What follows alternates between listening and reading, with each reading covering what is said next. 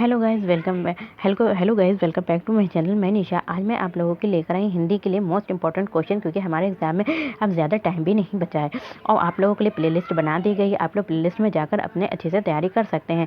मेरी वीडियोज़ बहुत ही छोटी होती हैं, आप लोग अच्छे से तैयारी कर ताकि आप लोग कम से कम टाइम में अच्छे से तैयारी कर सकें। चलिए स्टार्ट करते हैं। सबसे पहले हमारा जो एक पैराग्राफ दे रखा है, ठीक है, ये एक पैराग्राफ है।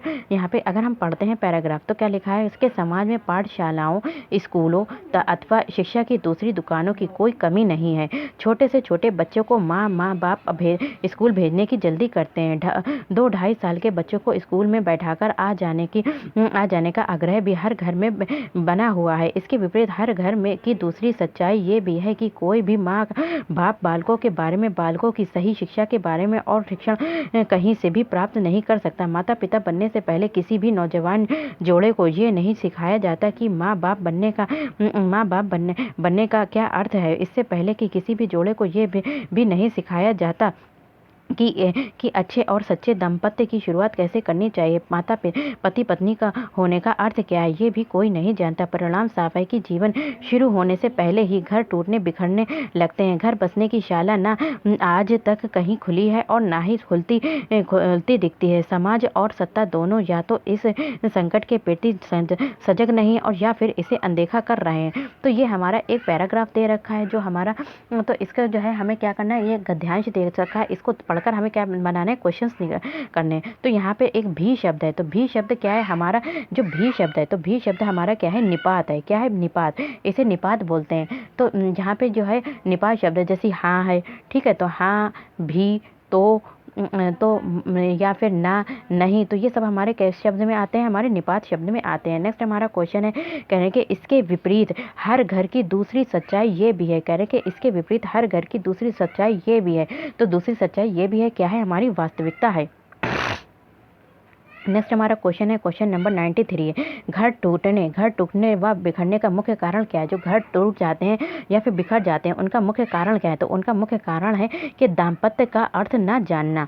नेक्स्ट हमारा क्वेश्चन है, क्वेश्चन नंबर 94 है। तो क्वेश्चन नंबर 94 है, कह रहे हैं कि हर घर में किस चीज़ का आग्रह बना हुआ है। तो हर घर में जो है वो किस चीज़ का आग्रह बना हुआ है। हर घर में बहुत छोटे बच्चों को स्कूल में बिठाकर आने का क्या बना है, हर घर में किस चीज़ का आग्रह बना हुआ है। तो हर घर में जो है किस चीज़ का आग्रह बना, बहुत छोटे बच्चों को स्कूल में बिठाकर आने का क्या बना है, आग्रह बना है। नेक्स्ट हमारा क्वेश्चन है, क्वेश्चन नंबर 95 है। कह रहे हैं कि लेखक के लिए किसका शिक्षण प्राप्त करना ज़रूरी है। कि जो लेखक है उसके लिए किसका शिक्षण जो है वो प्राप्त करना ज़रूरी है। तो लेखक के लिए जो शिक्षण प्राप्त करना है, तो लेखक के लिए शिक्षण किसका प्राप्त करना जरूरी है, अच्छे माता पिता बनने का शिक्षण प्राप्त करना जरूरी है। नेक्स्ट हमारा क्वेश्चन है, क्वेश्चन नंबर 96 है कि माता पिता को बच्चों की सही शिक्षा के बारे में जानना क्यों जरूरी है। जो माता पिता हैं, पेरेंट्स हैं, उनको बच्चों की सही शिक्षा के बारे में जानना क्यों आवश्यक है। तो ये बच्चों की सही शिक्षा के बारे में जानना जरूरी है, जिससे बेहतर समाज का निर्माण किया जा सके। जब माता पिता बच्चों की सही शिक्षा के बारे में जानेंगे तो इससे क्या होगा, बेहतर समाज का निर्माण किया जा सकता है। नेक्स्ट हमारा क्वेश्चन है, क्वेश्चन नंबर 98 है, कहने के लेखक के अनुसार सबसे पहले क्या जानना जरूरी होता है। तो लेखक के अनुसार जो है सबसे पहले क्या जानना जरूरी है, तो लेखक के अनुसार सबसे पहले जानना क्या जरूरी है। तो लेखक के अनुसार जो जानना जरूरी है, दाम्पत्य की शुरुआत कैसे की जानी चाहिए, तो ये हमारा जरूरी है। नेक्स्ट हमारा क्वेश्चन है, क्वेश्चन नंबर 99 है कि जो माता पिता है, तो माता पिता जो शब्द युग्म है, तो इसमें क्या है, माता पिता जो शब्द युग्म है ये क्या है, सार्थक शब्द है। तो इनका अर्थ होता है, जो सार्थक शब्द होते हैं उनका कोई ना कुछ अर्थ होता है। तो माता पिता का अर्थ है कि हमारे पेरेंट्स हैं, माता पिता हैं, तो उनका जो सार्थक शब्द युग्म है, ये कौन सा, निर्थक शब्द युग्म होकर हमारा कौन सा सार्थक शब्द युग्म है। नेक्स्ट हमारा क्वेश्चन है, क्वेश्चन नंबर 100 है, कह रहे हैं कि नीचे दिए गई पंक्तियों को पढ़कर सबसे उचित विकल्प चुनिए।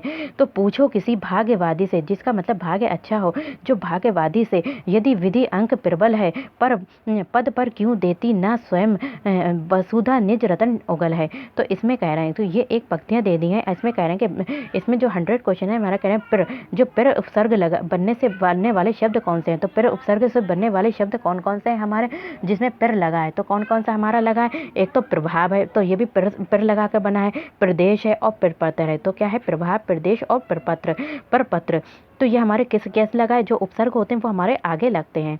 नेक्स्ट हमारा क्वेश्चन है, क्वेश्चन नंबर 101 है, कह रहे हैं कि कवि ने किसकी महिमा का खंडन किया है, कि कवि जो है, कवि ने किसकी महिमा का खंडन किया है। तो यहाँ पे जो कवि है उसने भाग्यवाद बताया था, भाग्यवाद का खंडन किया है। नेक्स्ट हमारा क्वेश्चन है, क्वेश्चन भाग्यवाद का खंडन किया है। तो नेक्स्ट हमारा क्वेश्चन है, क्वेश्चन नंबर 102 है कि विधि अंक, जो हमारा क्या है, विधि अंक, जो यहाँ पे क्या है हमारा, जो हमारा यहाँ पे क्या है, विधि अंक, विधि अंक से क्या तात्पर्य है। तो विधि अंक से तात्पर्य है भाग का लिखा हुआ, विधि अंक से तात्पर्य है हमारा क्या है, भाग का लिखा हुआ।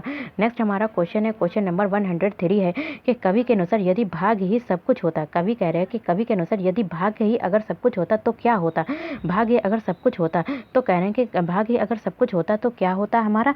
तो कह रहे हैं कि धरती स्वयं ही रत्न रूपी संपत्ति उगल देती। अगर भाग ही सब कुछ होता तो क्या होता, धरती जो हमारी जमीन है वो स्वयं ही रत्न रूपी संपत्ति को उगल देती। नेक्स्ट हमारा क्वेश्चन है, क्वेश्चन नंबर 104 है, कह रहे हैं तुकबंदी के कारण, जो तुकबंदी है उसके कारण कौन सा शब्द बदले हुए रूप में प्रयुक्त हुआ है। तो तुकबंदी के कारण कौन सा शब्द जो है वो बदले के रूप में प्रयुक्त हुआ, बदले के रूप में क्या प्रयुक्त हुआ है, यहाँ पे कह रहे हैं कि तो रत्न जो है वो प्रयुक्त हुआ है।